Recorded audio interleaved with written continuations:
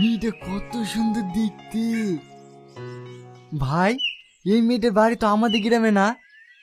এই মেয়েটার বাড়ি ওই পাশের গ্রামে। ভাই, মেয়েটার বিয়ে হয়ে গেছে? না, এখনো বিয়ে হয়নি। বিয়ে দেওয়ার লেগে ছেলে খুঁজছি, কিন্তু সেরকম ছেলে পাশেই নি। মানে? ওর আব্বা তো ছেলে খোঁজার দায়িত্ব আমার উপরে ছেড়ে দিছে। ভাই, তুমি তো অনেক ছেলে মেয়ের বিয়ে দিছো।